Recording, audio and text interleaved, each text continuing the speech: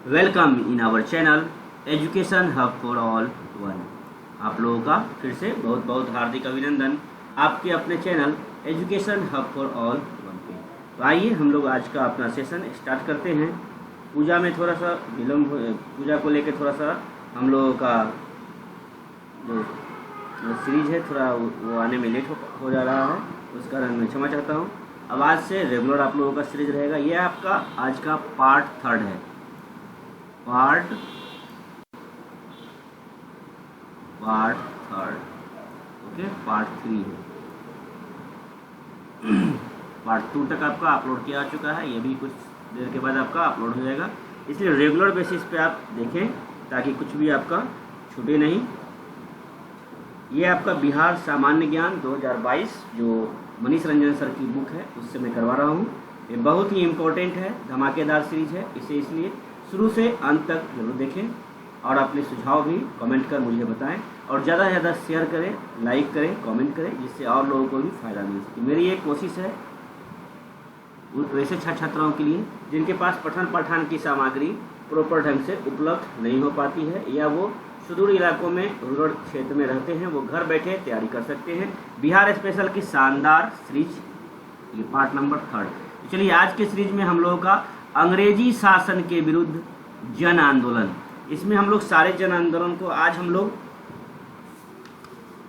इस आंदोलन में तामार विद्रोह, चेरो विद्रोह, हो विद्रोह, कोल विद्रोह, भूमिज विद्रोह, संथाल विद्रोह एवं खरवार आंदोलन तक देखेंगे। नेक्स्ट जो हमारा पार्ट 4 आएगा उसमें हम लोग बिरसा मुंडा का आंदोलन और जाके आपको ताना भगत आंदोलन और जाके नोनिया विद्रोह, बहावी आंदोलन और लोटा विद्रोह हम लोग देखेंगे। तो चलिए स्टार्ट करते हैं हमारा आज का सीरीज, अंग्रेजी शासन के विरुद्ध जन आंदोलन। जब कंपनी ने सन 1767 में इस क्षेत्र में पदार्पण किया तभी यहाँ असंतोष व्याप्त हो गया था। जनजातीय शैली वैसे भी कठिन परिस्थितियों से गुजर रहा था और फिर ऊपर से प्राकृतिक अकालों में बात करें तो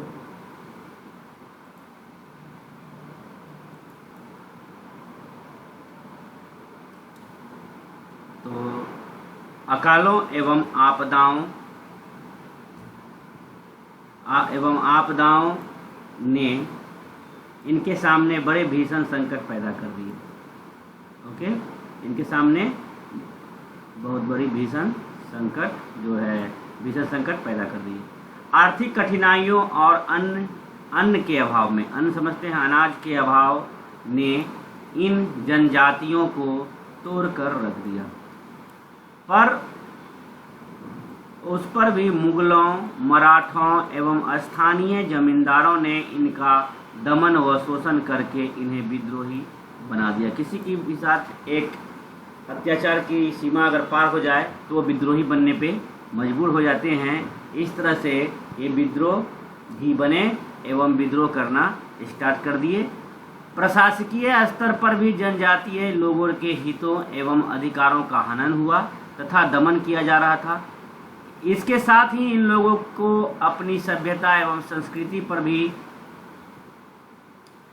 भी खतरा मंडराता दिखाई दे रहा था। इस प्रकार के सभी कारणों ने जनजातीय विद्रोह को जन्म दिया। अंग्रेजों के आने से जनजातीय लोगों को अपनी पहचान व स्वतंत्रता खतरे में पड़ती दिखाई देने लगी। 17वीं शताब्दी के अंत में जनजातीय विद्रोह शुरू हो गए थे। याद रखिएगा, 17वीं शताब्दी के अंत में जनजातीय विद्रोह शुरू हो गए थे, जबकि अंग्रेज यहाँ केवल 2 दशक पहले ही आए थे। इन जनजातीय विद्रोहों में अंग्रेजों की पक्षतापूर्ण नीति का भी हाथ रहा था। अंग्रेजी शासन में कुल 13 जनजातीय विद्रोह हुए थे।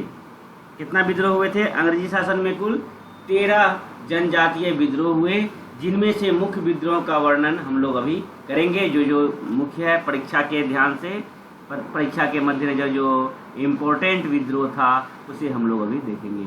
सबसे पहला हम लोग एक महत्वपूर्ण विद्रोह देखेंगे, तमार विद्रोह। सन 1771 में अंग्रेजों ने छोटा नागपुर पर अपना अधिकार जमा लिया था। तो याद रखिएगा, छोटा नागपुर पर अपना अधिकार अंग्रेजों ने कब जमा लिया था? 1771। याद रखिएगा 1771।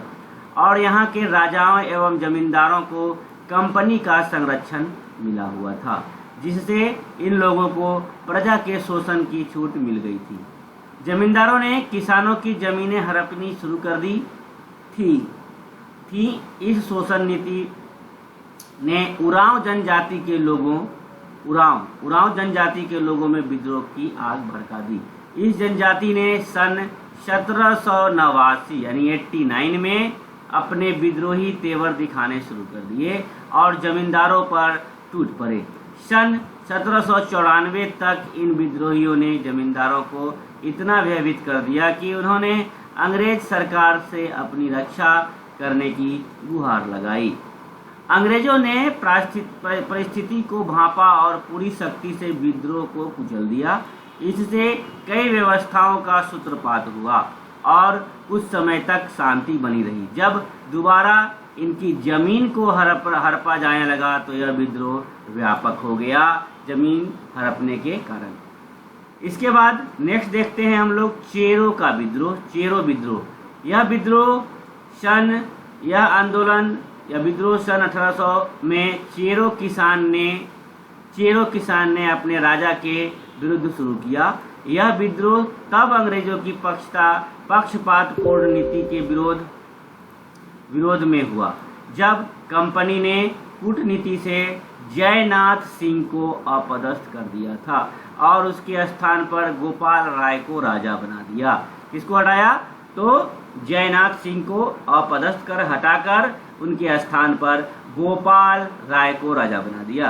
कुछ समय बाद गोपाल राय कुछ विद्रोही चेरो सरदारों के साथ मिल गया, जिससे अंग्रेज रुष्ट हो गए। अंग्रेजों ने गोपाल राय को बंदी बनाकर पटना जेल में डाल दिया। इसके बाद अंग्रेजों ने चूड़ामन को वहां का राजा बना दिया। मतलब पहले कौन थे? तो जयनाथ सिंह को हटाकर अंग्रेजों ने गोपाल को बनाया। गोपाल चेरो से मिल गए, इससे अंग्रेज गुस्सा हो गया, रुष्ट हो गया। फिर गोपाल राय को बंदी बनाकर पटना जेल में डाल दिया। इसके बाद अंग्रेजों ने चूड़ामन को वहां का राजा बना दिया। चूड़ामन राय प्रत्येक कार्य अंग्रेजों की सलाह से ही करता था और इससे जनजातीय हित प्रभावित होते थे। इससे लोगों में असंतोष व्याप्त हो गया और चेरो सरदार भूषण सिंह के नेतृत्व में खुला विद्रोह शुरू हो गया। चेरो के सरदार भूषण सिंह के नेतृत्व में ये लोग खुले रूप से विद्रोह आरंभ कर दिए, जिसमें चूड़ामन राय ने अंग्रेजों से मदद की गुहार लगाई और इस विद्रोह दल पर टूट पड़ा। कर्नल जोन्स ने इस विद्रोह को कुचलने के हर संभव प्रयास किए। कौन? Colonel Jones. चेरो आंदोलन, लेकिन उसे अपेक्षित सफलता नहीं मिली। 2 वर्षों तक चेरो विद्रोही अंग्रेजों और चूड़ामन राय को छकाते रहे। अंततः भूषण सिंह को गिरफ्तार कर लिया गया। 1802 में इस विद्रोही चेरो नेता को फांसी दे दी गई। याद रखिएगा, भूषण सिंह को 1802 में चेरो के जो नेता थे उन्हें फांसी दे दी गई और इसके बाद यह विद्रोह भी धीरे धीरे समाप्त हो गया। यानी कि 1802 में प्रारंभ हुआ और 1800 में कुचल दिया गया या धीरे धीरे समाप्त हो गया। इसके बाद आते हैं नेक्स्ट विद्रोह है हमारा हो विद्रोह। यह विद्रोह सन 1821 से 22 छोटा नागपुर के हो लोगों ने, याद रखिएगा, छोटा नागपुर के हो लोगों ने सिंहभूम के राजा जगन्नाथपुरी के नाम जाना जाता है, सिंहभूम के राजा जगन्नाथ सिंह के विरुद्ध किया। जगन्नाथ सिंह के प्रति हो लोग तटस्थ थे और इनका किसी से भी कोई झगड़ा नहीं था। नागवंश के राजा ने इन पर 1-2 बार आक्रमण किया था, लेकिन सिंहभूम के राजा के साथ इनकी मैत्रीपूर्ण संबंध थे। जब बाद में सिंहभूम के राजा ने अंग्रेजों की अधीनता स्वीकार कर ली और अंग्रेजों की नीति के फलस्वरूप ही हो मित्रों के साथ वह दुर्व्यवहार करने लगा, तो हो लोग भड़क उठे। मेजर रूसेज ने भी इस लोगों को अपने कई स्वार्थों में प्रयोग किया और इन्हें झूठे आश्वासन देकर बेवकूफ़ भी बनाया। वो लोग जल्दी ही समझ गए थे कि उन्हें मूर्ख बनाकर उनके भोलेपन का लाभ उठाया जा रहा है। तब जाकर उन्होंने इसका विरोध किया तो रूसेज समझ गया कि वे लोग विद्रोही होते जा रहे हैं। उनके विद्रोह की झलक चाईबासा में एक वापसी दल और लूटने और कुछ लोगों की जान लेने से मिली। रूसेज ने तुरंत एक सेना की टुकड़ी हो लोगों के विरुद्ध भेजी। हो लोगों ने एकत्रित होकर इस सेना को तहस नहस कर दिया। इससे रूसेज घबरा गया, इसलिए उसने अपनी सेना को गुटियालोर गांव भेज दिया जहां हो लोगों की संख्या अधिक थी। अंग्रेजों ने गांव में आग लगाने के साथ साथ वहां बहुत तबाही मचाई। हो लड़कों ने भी हथियार नहीं डाले और वे भी जी जान से लड़ते रहे। रूसेज को हालात चिंताजनक लगने लगे। अंततः उसने और सैनिक बुलाया। 1 महीने तक लगातार संघर्ष करने के बाद वो विद्रोहियों को आत्मसमर्पण करना पड़ा। इस प्रकार कुछ शर्तों और करों के साथ अंततः शांति स्थापित हो सकी। अब आते हैं नेक्स्ट विद्रोह है हमारा कोल विद्रोह। यह व्यापक विद्रोह छोटा नागपुर, पलामू, सिंहभूम और मानभूम की कई जनजातियों का संयुक्त विद्रोह था, जो अंग्रेजों के बढ़ते हस्तक्षेपों के कारण शोषण के खिलाफ उपजा था। अंग्रेज समर्थित जमींदार इन वर्गों में विशेषकर कृषकों का ऐसा खून चूस रहे थे कि उन्हें भोजन के लिए भी तरसना पड़ रहा था। कितने ही आवांछित करों और जबरन वसूली ने इन लोगों को खून के आंसू रुला दिए। कृषि और शिकार पर आश्रित इन लोगों से मनमाना कर वसूलने के लिए इन पर तरह तरह के अत्याचार किए जाने लगे तथा कर चुकाने की असमर्थता में इनकी जमीन दीकुओं बाहरी लोग को दे दी जाती थी। जमींदार इनसे बेगारी कराते थे। वे स्वयं पालकी में चलते और कहारों का कार्य आदिवासी लोग करते थे। इनके पशुओं की देखभाल भी आदिवासी ही करते थे। कैथबर्ट ने कहा है, इन जमींदारों ने किसानों पर इतने अत्याचार किए हैं कि गांव के गांव उजड़ गए। इस सामंती व्यवस्था में जमींदार शायद ही किसानों के लिए हित की कोई बात सोचता हो और प्रशासनिक वर्ग से अलग से खून चूस रहा था। फलतः आबादी का ह्रास हो रहा था और लोग बस किसी प्रकार का जीवन यापन कर रहे थे। इस संबंध में W. ब्लेट ने कहा है कि राजा की शासन व्यवस्था घोर निराशावादी और इन दबे वर्गों के प्रति शोचनीय थी। किसानों की जमीनें इनसे जबरन छीनी जा रही थी और बाहरी लोगों को दे दी जा रही थी।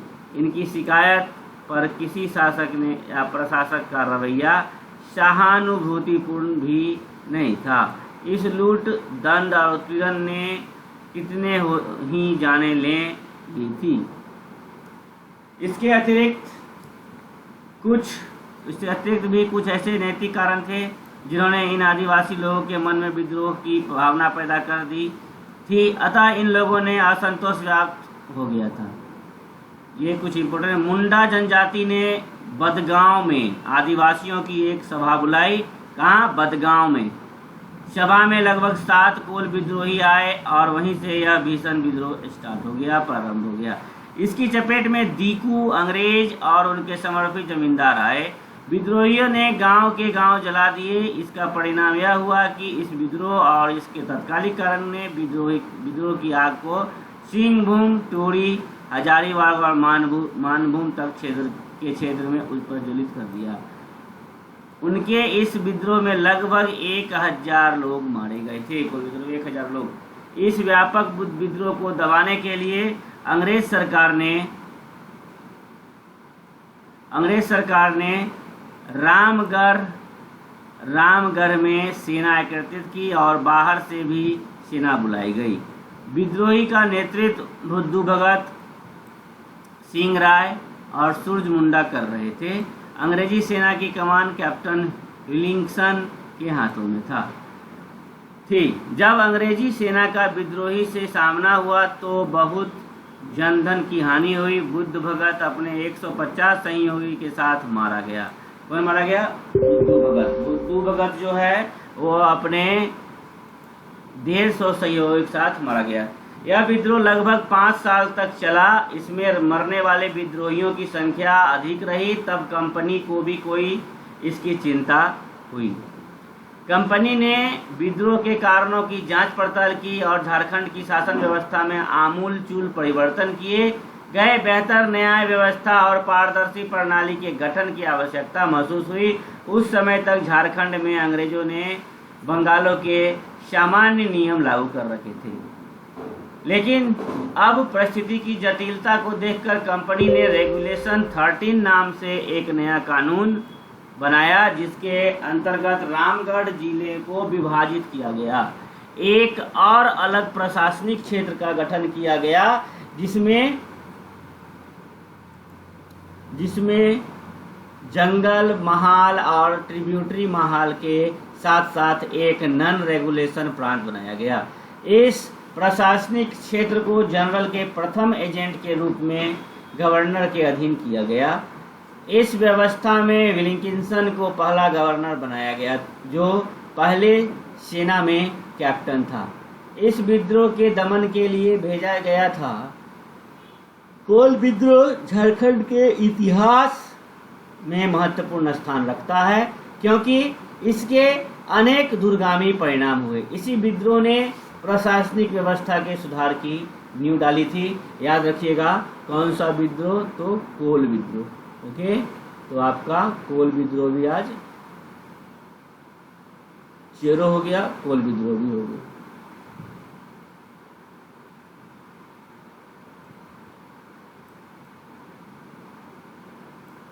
चलिए नेक्स्ट देखते हैं अब हम लोग।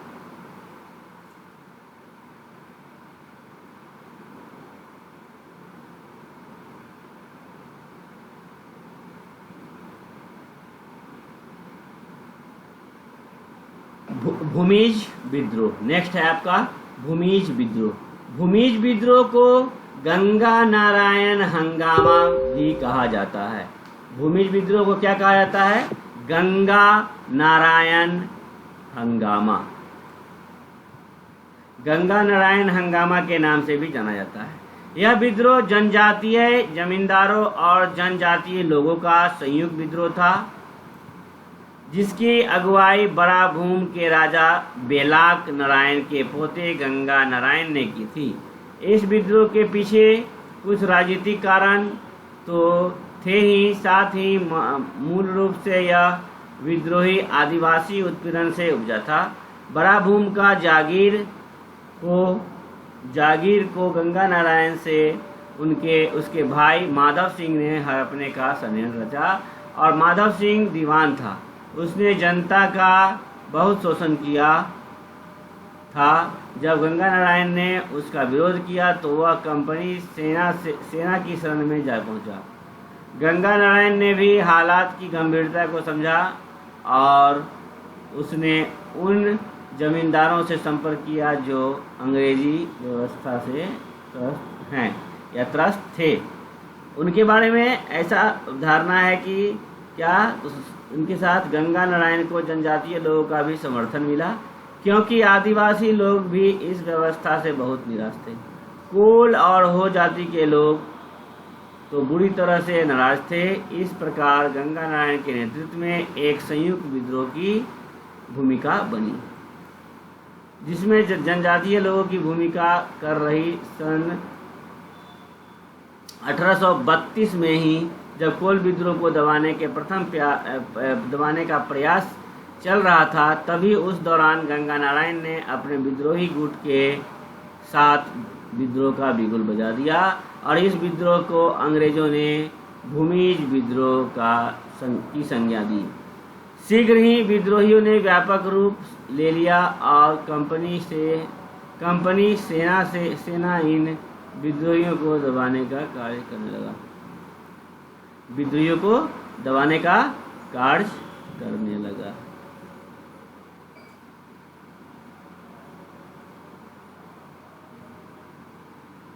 भूमि विद्रोह की संज्ञा दी। शीघ्र ही विद्रोह ने व्यापक रूप ले लिया और कंपनी से सेना विद्रोहियों को दबाने के लिए लेफ्टिनेंट बैंडन और टीमर के नेतृत्व में निकल पड़ी। खरसावां का ठाकुर अंग्रेजों की ओर से लड़ा। इस लड़ाई में गंगा नारायण मारा गया और खरसावां के ठाकुर ने उसका सिर काटकर कैप्टन विल्किंसन को उपहार में भेज दिया। किसका सर काटकर? गंगा नारायण मारा गया और खरसावां के ठाकुर ने उसका सिर काटकर, गंगा नारायण का सिर काटकर कैप्टन विल्किंसन को उपहार में भेज दिया। विद्रोह का दमन को हो चुका था, लेकिन विल्किंसन को इस विद्रोह ने कुछ और सोचने पर विवश कर दिया। उसने अपने वरिष्ठ अधिकारियों को वस्तु स्थिति समझाकर उनसे परामर्श लिया और जंगल महाल में प्रशासकीय परिवर्तन की आवश्यकता बताई। रेगुलेशन 13वां के अंतर्गत जंगल महाल जिला को स्थापित कर उसकी दीवानी अदालत बंद कर दी गई। नई गठन नीति लागू हुई, जिसमें शेरगढ़, विष्णुपुर और सोन पहाड़ी को वर्धमान में शामिल कर दिया तथा शेष भागों को मिलाकर मानभूम को जिला बना दिया गया। इस जिले में झालदा, धनबाद, सुपुर, रायपुर, अंबिका नगर, बाराभूम और श्याम सुंदरपुर सहित कई क्षेत्रों को शामिल किया गया है। इसका तात्कालिक मुख्यालय मान बाजार बनाया गया। किसका? तो मुख्यालय जो है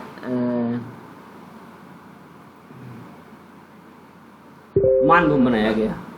तत्कालीन मुख्यालय मान बाजार बनाया गया, जिसे सन 1838 में बदलकर पुरुलिया ले जाया गया। इस प्रकार भूमिज विद्रोह भी प्रशासनिक व्यवस्था के सुधार का एक कारण बना। अंग्रेज अधिकारी जान गए थे कि आदिवासी लोगों को न्याय व्यवस्था की पारदर्शिता न मिलने और उनका किसी भी प्रकार का उत्पीड़न रोज नए विद्रोह को जन्म देने वाले कारण थे। प्रशासनिक व्यवस्था को गवर्नर के अधीन करके इस दिशा में सार्थक कदम उठाया गया था। अब हम लोग देखेंगे नेक्स्ट क्लास में संथाल विद्रोह से। आज भर के लिए इतना ही। ज़्यादा हो जाने के बाद आप लोग भी पूरा नहीं कर पाइएगा। एक दिन का ये वर्क है, एक दिन के बाद फिर हम लोग कल मिलते हैं। चलिए, तब तक के लिए बाय बाय, टेक केयर, धन्यवाद। ज़्यादा से ज़्यादा शेयर करें, वीडियो को लाइक करें, कमेंट करें, जिससे मुझे भी वीडियो बनाने में प्रोत्साहन मिल सके।